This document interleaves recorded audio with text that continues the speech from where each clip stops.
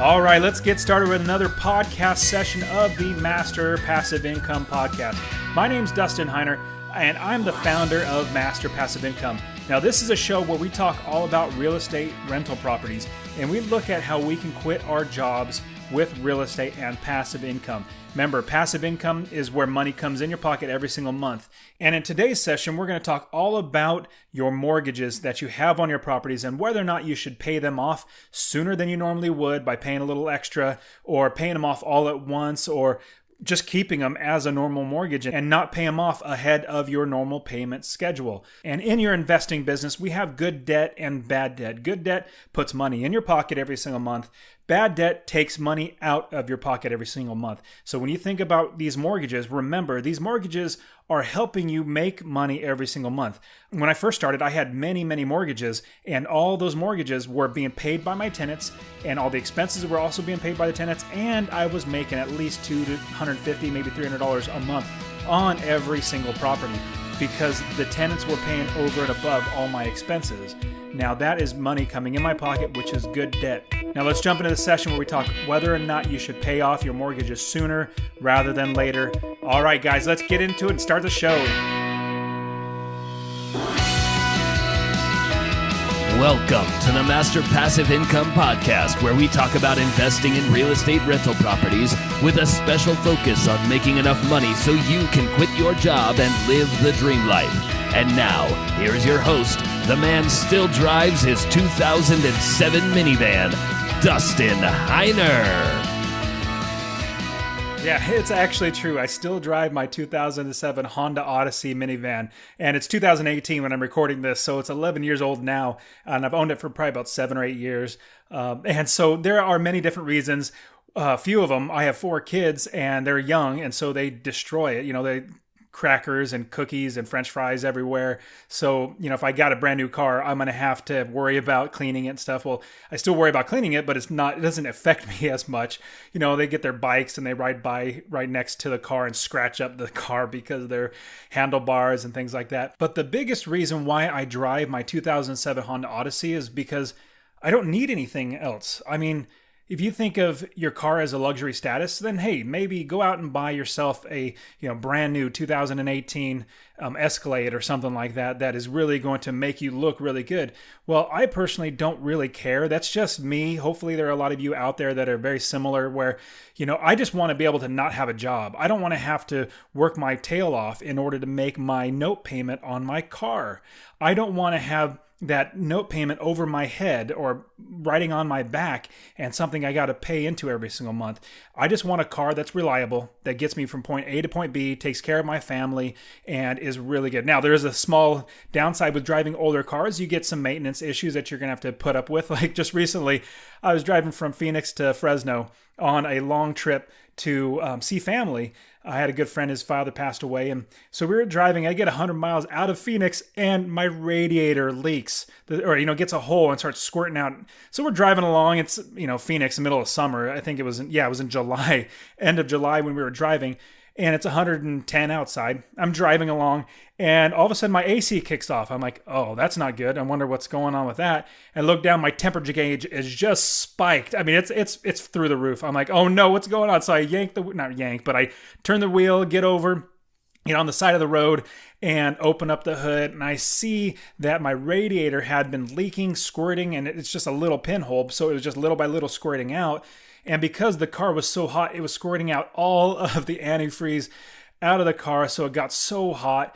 Praise the Lord, I had some water in the car. You don't drive in the desert without any water. So I had water in the car. I was able to fill it up. I had to go 3 miles in order to get to the next gas station.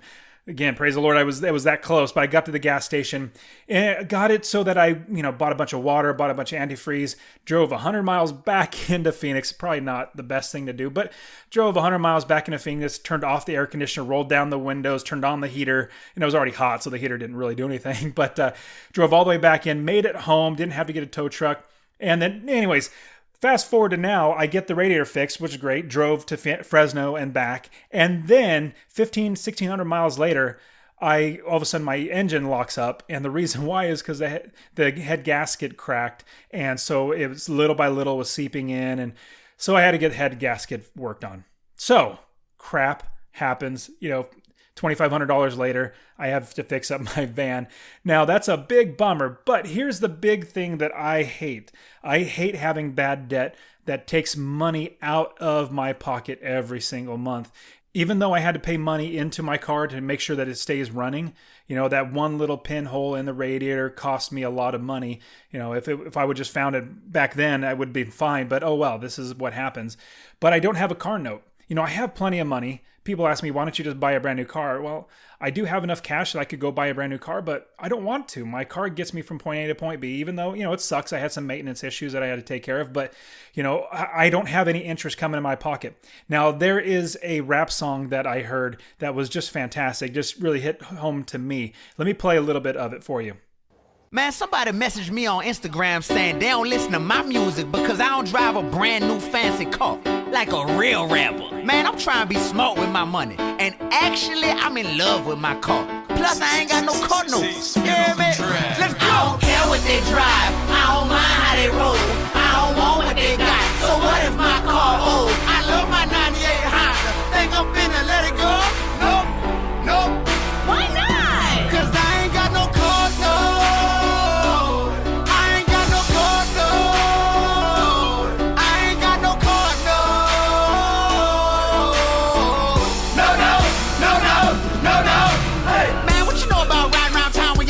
Broken, your window won't roll down, car running hot, so you gotta drive fast, 300,000 miles on the dash. Don't crash! Brake belly work, gotta push your way down to the floor. This can't be safe, oh no! Although D1 is not a cheaper, my car smoke more than Wiz Khalifa. People see me in and saying, what the heck? How you still drive that after you got in the wreck? Like I ain't trading it, and I ain't getting it fixed, but I am keeping that insurance check. Yep. Me and my car done got close, my car done been there for me, stuck by my side. When I had nothing, I fell in love, now I can't leave. Plus I got I used all that extra money to take long vacation. I used all that extra money to stack up my savings. Even if you make more than me, I save more than you. I make more out of less and gross without net. I own this, you can never repost that. I don't care what they drive, I don't mind how they roll. I don't want what they got, so what if my car old? I love my 98 Honda, think I'm finna let it go? Nope, nope. Why not? Cause I ain't got no car note. I ain't got no car note. I ain't got no car note. No, no, no, no, no, no. Hey. I think this rap song is fantastic. This rapper's name's D1. I think he was an elementary school teacher or junior high or something like that, but he was really trying to educate kids in how to, live their life financially well. And he made this song, and I think it's fantastic. So on the show notes, if you go to masterpassiveincome.com/019 for 19019, go to my show notes page, and I will have the video of his rap song on there. Super, super awesome. He was a really nice guy. I was at a conference that he sang a song and spoke at. Really cool dude. But anyways, so all that to say, bad debt is bad. If you have money coming out of your pocket every single month as opposed to coming in, that's bad. Now, what I want to look at today is whether or not you should pay off your mortgages on your property. Praise the Lord, my wife and I have got to the point where, we had maybe 4 or 5 different notes on properties that we have since been able to pay off, pay off full in cash, just boom, pay off all that entire debt and get all the mortgages wiped out. Now, we do have, I think, 3 mortgages on 30 plus properties, so it's not bad. And so we have lots of passive income coming in, but we did utilize our cash to pay off the debt. Each person and each investor has different situations, whether or not they want to pay off their debt or hold on their money to get more properties. There are many different situations and scenarios that you would want to either pay off your debt or keep your money for other investing. So the first thing you need to look at, are you still building your business? When I first got started, I put $17,000 cash down on a property. And then after about 6 to 8 months, after it was rented, having income coming in from that property, I refinanced it, pulled my money out, then got another property with that refinance money. And then after another 6 months, refinanced that second property, pulled that money out, and then bought 2 more properties with that money. And so over and over again, I like to recycle money. There have been many times that I've recycled my money over and over. I bought a $150,000 property in Texas that after I got it fixed up, rented out, I refinanced it, pulled all that money out, and bought 4 more properties in Akron, Ohio. And the beautiful thing is that my tenants are paying off the mortgages on each one of those properties. So I'm just recycling the money over and over again. So I absolutely love having leverage and having debt on my properties because they help me to build my business bigger, stronger, and faster. And on top of that, my tenants are paying the mortgage. They're paying all the fees on it. Let's say you buy a house for $100,000. You put 3.5% down on a FHA loan, that's $3,500. Well, you get a tenant in there to live in it after you live in it for a year. You move out. You get a tenant to live in there for 15, 20, 30 years. The tenant pays the rest of the $96,500 that would normally come out of your pocket, plus all the interest, which is almost another $100,000. So the tenants are paying for that. So you paid $3,500, and the tenant is paying off the rest and the balance of the mortgage. It's brilliant being able to use other people's money. So now the big question is, are you still building your business?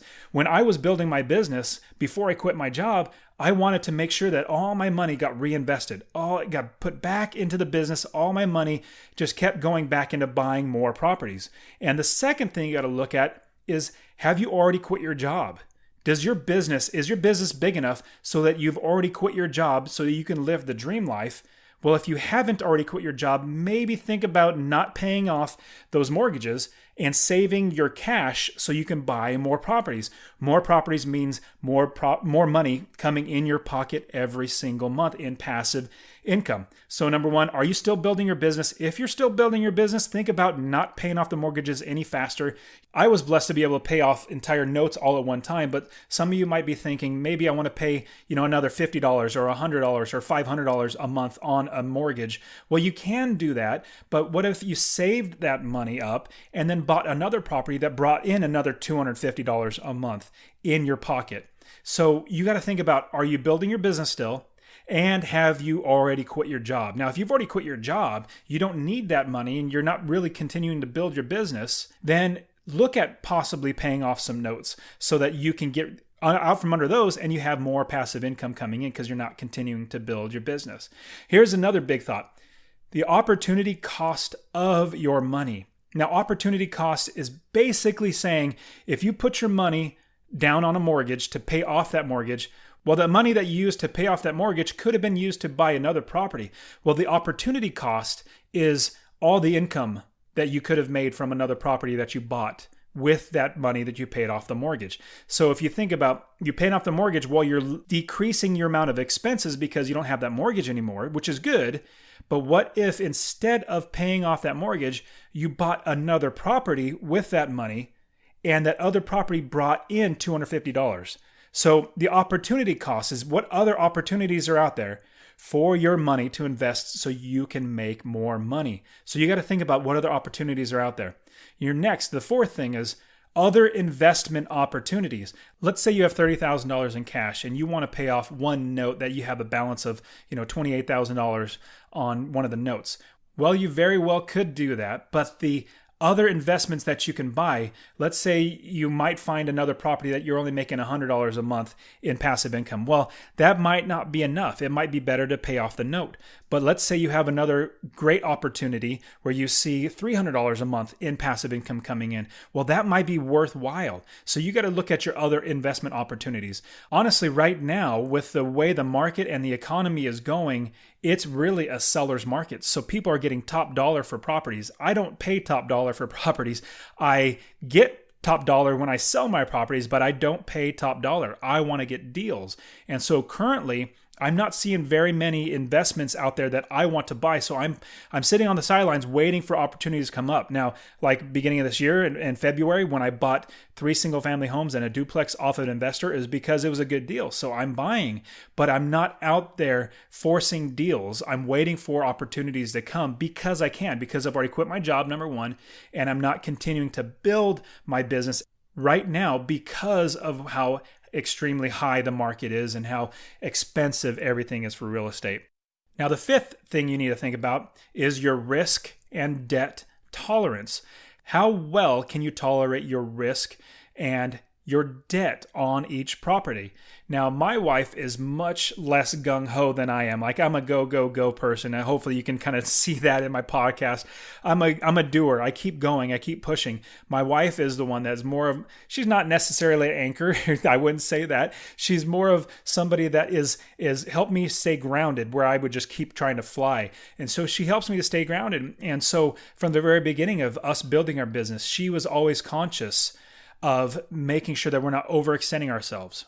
We're not getting way out ahead where we're buying 10 property, going from 0 to 10 properties and not knowing how to run a business. So my wife has been able to help me to stay grounded. Now, her risk and debt tolerance is much less than I am. I mean, if there would be a risk and debt tolerance scale, I'd be like at a 9, an 8 or 9. My wife would be at a 1 or a 2. And so I look at both of our strengths and weaknesses, and she helps me to understand the risk and debt tolerance in the negative light. I help her to understand the risk and debt tolerance in the positive light, and we work together. So how is and if you're married, your spouse, how are your risk and debt tolerance? If you have too much debt, then maybe you might get over leveraged and banks won't lend to you. Let's say you get a fantastic deal. I mean, it's you're going to be making $600 a month every single month on the property, but you can't buy it because you're over leveraged. You want to make sure that you are understanding the big picture of how many mortgages you can have. The federal law is 10 mortgages in your own personal name. That's the maximum you can have. Banks don't like to lend over 4, but you can have personally 10 mortgages. And then also, then you'll get a little creative if you wanted to have 10 in your name and then 10 in your spouse's name, and specifically separated where it's still under the same business, but the mortgage is on her name or his name, your spouse's name. So you work together. So then effectively you'd be able to get 20 mortgages. So how is your risk debt tolerance? If you're overextended and you think that, hey, we need to cut back, we need to start paying off some of these notes. Hey, go with your gut instinct on that. It's usually the right way to go, in my opinion. At least for me, my gut instinct is the best way to go. Also, a return on your investment for your money. How much can you get for the money that you have either saved or invested in a stock or mutual fund, which I strongly suggest not investing in stocks or mutual funds, buying rental properties? How much of a return on investment on your money can you get? Like, let's say, this actually goes through my mind. Let's say I have $30,000 in a money market account just sitting there. I'm like, hey, great. I'm making where I currently keep my money, which is Capital One 360. And I'll put the link in a show notes for you I think they'll give you like $25 if you sign up. It's a little affiliate link. Doesn't cost you any money, but they'll give you $25 just to sign up, or $50 or something like that. But anyways, I have a money market account where I'm making like 1.7% on my money every single month. And I'm looking, wow, I'm making money on my money. But then when I think about, first, I think that's great. I'm making money on my money. I'm like, how can I get more money in there to make more money? But two other trains of thought. One, I have a mortgage where I'm paying 6% on a property. Well, if I'm happy making 1.5% or 1.7%, which is good, I'm holding my money for future investments. But why hold it for a 1.7% when I could pay off that mortgage that has 6 or 7% and not pay 5 extra percent? 1.7% or 6%, a difference of 5% or 4.5% that I'm paying on top of what I'm earning from my money market account. Hopefully that you're tracking with that. So the return on my investment, would I make more money with my money inside of a money market account? Sure, possibly, if I'm not paying any debt. Now, what if you use that same $30,000 and bought a rental property that brought in $250 or $300 or $350 a month? That's where you're actually making even more money, and your tenant is paying off the debt on both properties, on all properties. You're having the tenants pay it off. So you got to look at the return on investment for your money. And the next thing to think about is, do you need the cash flow to live on every single month? Let's say you're paying an extra $500 on a note that you could pay off. Well, if you paid off that note, that's $500 out of your pocket that you're not spending every single month, which increases the amount of money that's in your pocket every single month minus that $500. You have that note paid off, that's $500 extra in your pocket. Another thing to think about is, what are the current interest rates on your current loans that you have versus what your loans are going to be like in the future? Are the interest rates going up? Like right now, you have $100,000 on a 3% loan. You're only paying 3% loan on $100,000. Well, right now, let's say the mortgages are at 4.5 or 5% or 5.5%. Well, you already have the 3.5, maybe 3% note. Might as well keep that one, because if you pay it off and then get another mortgage on another property and pay 5.5%, well, you're just wasting your money because you already had the note. You already paid all the fees, all the inspections, all the appraisals, all that sort of stuff. You've already paid all that stuff. Why pay that off and get another note? So that's another thing to think about, is what type of interest rates you're going to get in the future. Also, what about your emergency fund? As investors, we need to have emergency fund. It also acts somewhat as like a capital account where any money that goes in and out, we have to make sure we have a balance as a positive. Like, let's say a furnace goes out. It's going to be, $5,000 that we're going to have to pay. Well, if you don't have $5,000 in your account, then you're going to have to go and get a credit card and pay for it with a credit card, which you don't want to do. So do you have an emergency fund that's going to take care of you when bad things happen, when things come up? Like I said, with my car, that, $2,500 fixing the one little radiator leak and everything else, I had money, so I paid it. I didn't have to use my credit card and get consumer debt on it and pay interest on it. I had cash, so I was able to pay it. So another thing to think about is your emergency fund. Another one is, how many mortgages do you currently have in your name and in your spouse's name? If you need to pay off a mortgage in order to free up another slot, if you have 10 mortgages on your name and your spouse has 10 mortgages in her name or his name, then you need to pay off one of those in order for another deal to come. Well, then maybe you might need to do that. That's another scenario that would be particular just to you and where you're at. So look at your current notes and what you currently have, and make sure that you can continue to build your business with the mortgages that you have. Another big thing is the likelihood that you will actually get more loans in the future. If you're going to quit your job in 6 months, and you're thinking, man, I'm going to buy a property, but I need to get a mortgage before I quit my job. That's one thing that in one of my books, Successfully Unemployed, where I documented how I quit my job and all the lessons that I learned that I couldn't quit my job until I got my last mortgage. I was doing a blanket loan over 4 different properties, pulling all that money out to buy more properties. Well, I didn't want to quit my job because in getting the loan, mortgages or banks, they don't like it when you quit your job in the middle of a loan process. They're going to say no. So I stayed with my job, even though I didn't want to. I stayed with my job because I knew once I quit my job, it'd be harder, much, much harder to get mortgages. So that's another thing you got to look at. Am I going to continue to get mortgages from this point forward? If I have to quit my job. In the end, when you're thinking about paying off your mortgages on your rental property, keep all of these things in mind. Are you still building your business? Have you quit your job already? Your opportunity cost of your money, like what other opportunities are out there for your money? Also, other investment opportunities. Are there other investment opportunities that you would love to get into if you had cash? Your risk to debt tolerance, can you tolerate that risk of having a lot of leverage, a lot of debt out there? Also, your return on investment for your money, making sure that you get the best return for your money, not, tripping over dollars to pick up pennies. You want to make sure you do the right thing with the investment of your money. Also, do you need the cash flow to live on every single month? That's a big thought. Making sure that you have that income coming in. Do you have an emergency fund? Make sure you don't go into your emergency fund because you're going to need that in case of an emergency. It's bound to happen.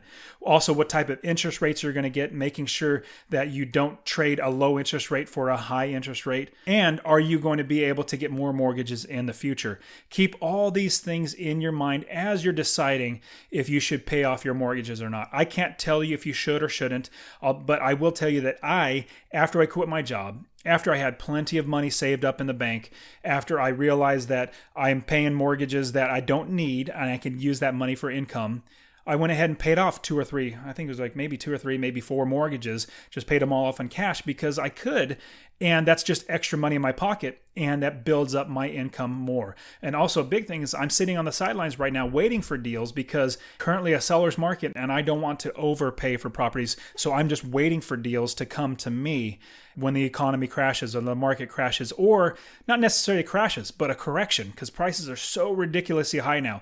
I'll tell you, between me and you, there is no reason why prices are back up to the price level at which the market crashed back in 2007, 8, and 9. Remember 2008 and 9 where it was a huge run up of all these prices and then a huge crash? Well, prices are right back up to where they were back then. In my opinion, there's no reason why they should be back up there other than the same problem back in 2008, 2009 is happening again. So I am being concerned that I don't want to buy bad deals. There are still great deals out there. So don't hear what I'm not saying. I'm not saying there are not good deals out there. Just make sure you buy good deals. All right, guys. So this was podcast session number 19. Now, if you want to go to the podcast notes, go to masterpassiveincome.com/019 and you can see all the notes. And I'll even have the video from D1 on the No Car Note. It's a great video, great song.